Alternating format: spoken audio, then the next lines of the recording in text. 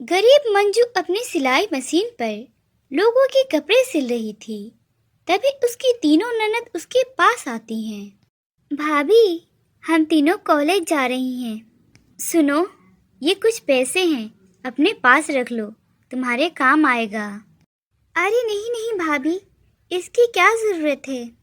तभी मंजू की नजर अपने तीनों ननद के कपड़ों पे पड़ती है, जो कि फटे हुए थे। मैं माँ जी की जगह तो नहीं ले सकती हूँ, मगर फिर भी मेरे से जितना हो पाएगा मैं तुम तीनों के लिए करूँगी। ये लो पैसे रख लो, तुम्हारे काम आएगा। धन्यवाद भाभी, आप हमारे लिए कितना सोचती हो। अपने तीनों ननद के जाने के बाद मंजू फिर से लोगों के कपड़े सिलने लगती है। मैं दिन रात मेहनत करके लोगों के कपड़े सिलती हूँ, इसके बाद भी मेरे नंदों ने फटा पुराना कपड़ा पहना था। मैं एक अच्छी भाभी नहीं बन पाई। तभी मंजू की नज़र सिल रहे कपड़े पे पड़ती है, जो खराब हो गई थी। हे भगवान, ये ब्लाउज तो खराब हो गई।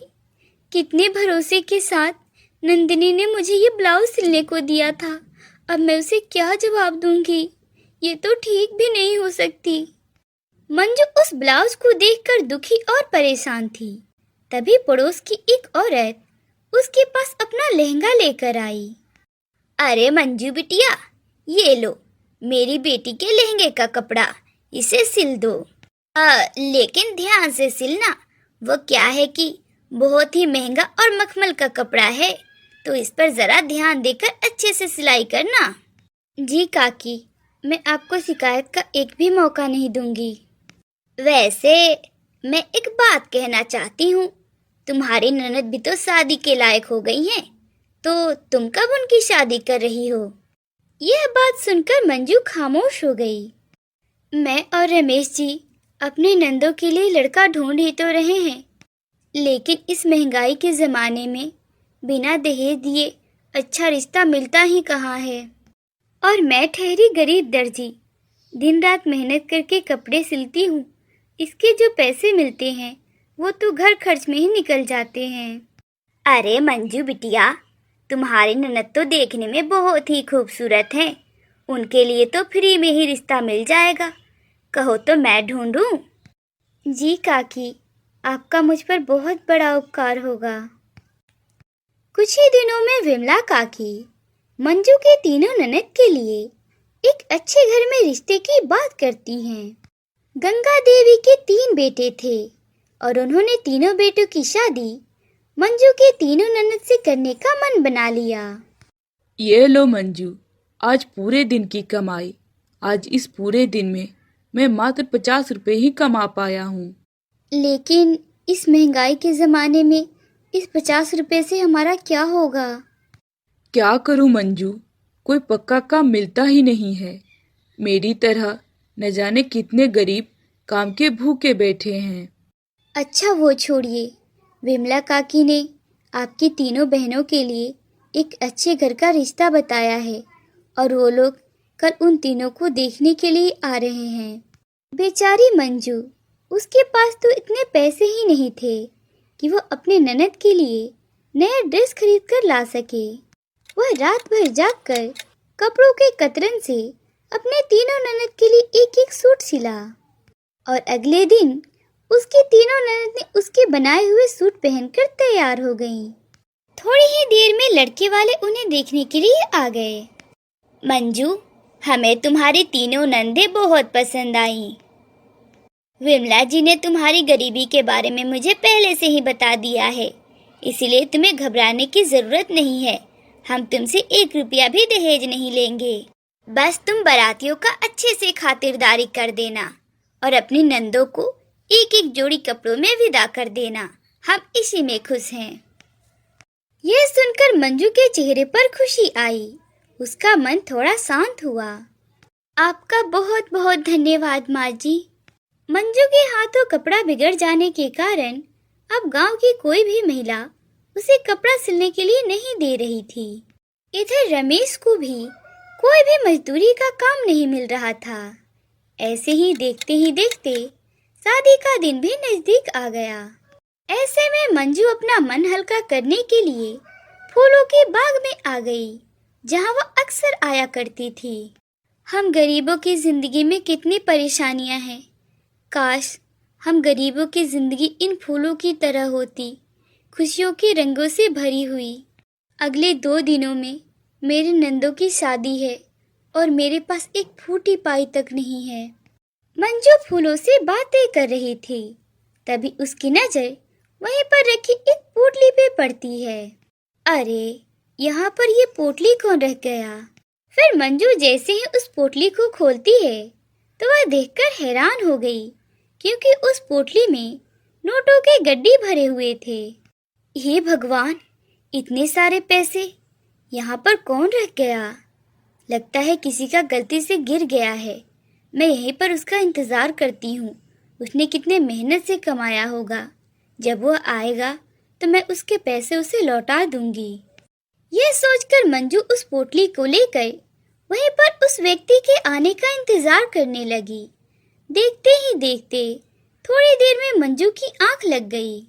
फिर उसने सपने में देखा कि उसके सामने एक देवी प्रकट हुई और उन्होंने उससे कहा, मंजू बेटी, ये सारे पैसे तुम्हारे हैं। मैंने ही ये पोटली तुम्हारे बगीचे में रखी थी। तुम्हारी ही वजह से यहाँ पर ये सारे रंग बिरंगे फूल खिले हुए हैं, इसीलिए इन सभी पैसों की मालिक तुम हो। मैंने ये पैसे तुम्हारी मेहनत और लगन को देखकर दिया है। इतने में ही मंजू की आंख खुल गई और वह उन पैसों को लेकर खुशी खुशी अपने घर गई। अरे भाभी, आप कहाँ चली गई थी? हम तीनों कितने परेशान थे आपके लिए। अरे मेरी प्यारी ननद रानी, मैं आप तीनों को छोड़कर भला कहाँ जाऊंगी। यहीं पर फूलों के बाग में बैठी थी।